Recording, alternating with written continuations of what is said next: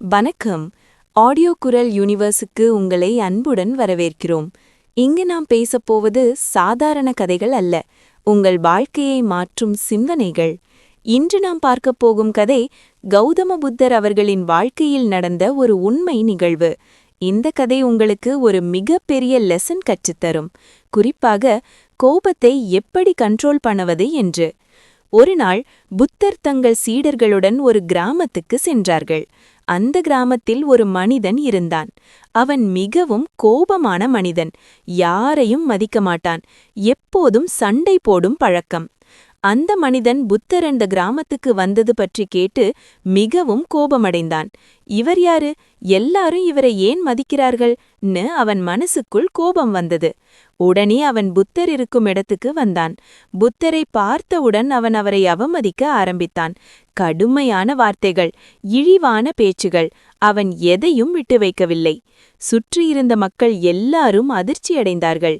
சீடர்கள் கோபமடைந்தார்கள். அவர்கள் அந்த மனிதனை தடுக்க முயன்றார்கள். ஆனால் புத்தர் மட்டும் அமைதியாக இருந்தார்கள். ஒரு வார்த்தையும் பேசவில்லை. எந்த ரியாக்ஷனும் காட்டவில்லை. அந்த மனிதன் இன்னும் அதிகமாக கோபப்பட்டான். நான் இவ்வளவு பேசுறேன், இவன் ஏன் பேச மாட்டான்?ன்னு அவன் சத்தம் போட்டான். சில நிமிடங்கள் கழித்து அவன் சோர்ந்து நின்றான். அப்போது புத்தர் மெதுவாக அவனை பார்த்து ஒரு கேள்வி கேட்டார்கள். ஒரு மனிதன் உனக்கு ஒரு பரிசு கொடுத்தால் நீ அதை ஏற்கவில்லை என்றால் அந்த பரிசு யாரிடமிருக்கும்?ன்னு கேட்டார்கள். அந்த மனிதன் சொன்னான், அதை கொடுத்தவனிடமே இருக்கும்.ன்னு. புத்தர் சிரித்துக்கொண்டு சொன்னார்கள், அதே மாதிரி நீ எனக்கு கோபமும் அவமதிப்பும் கொடுக்க முயற்சி செய்தாய். ஆனால் நான் அதை ஏற்கவில்லை. அதனால் அது இன்னும் உன்னிடமேதான் இருக்கிறதுன்னு. அந்த ஒரு வார்த்தை அந்த மனிதனின் மனசை அதிர்ச்சியடைய வைத்தது. அவன் அமைதியாக நின்றான். அவனுக்கு ரியலைசேஷன் வந்தது. அவன் செய்தது எவ்வளவு தவறு என்று புரிந்தது. அவன் மெதுவாக புத்தரிடம் மன்னிப்பு கேட்டான். அந்த நாளிலிருந்து அவன் வாழ்க்கை முழுவதும் மாறிவிட்டது.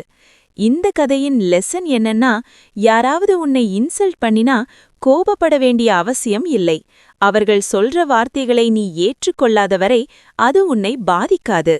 கோபம் என்பது மற்றவர்களை டிஸ்ட்ராய் பண்ணாது, முதலில் உன்னையே டிஸ்ட்ராய் பண்ணும். ஒரு நிமிடம் கோபத்தில் நீ சொல்ற வார்த்தைகள் வாழ்க்கை முழுவதும் ரிக்ரெட்டாக மாறும்.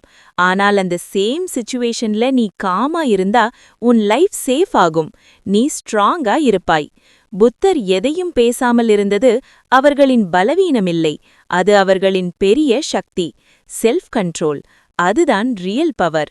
வாழ்க்கையில் நீ வெற்றியடையணும்னா முதல்ல உன் இமோஷன்ஸை கண்ட்ரோல் பண்ண கற்றுக்கொள்ளணும். யாராவது உன்னை ப்ரொவோக் பண்ணினா உடனே ரியாக்ட் பண்ணாதே. ஒரு டீப் பிரெத் எடு, சைலண்டா இரு. அந்த ஒரு செகண்ட் உன் வாழ்க்கையை மாற்றும். நீ காமா இருந்தா நீ கிளியரா யோசிக்க முடியும். கிளியரா யோசிச்சா நீ சரியான டெசிஷன் எடுக்க முடியும். அதுதான் உன்னை ஸ்ட்ராங் மனிதனாக மாற்றும். நினைவில் வை, உன்னை யாரும் ஹர்ட் பண்ண முடியாது, நீ அலோ பண்ணாதவரை.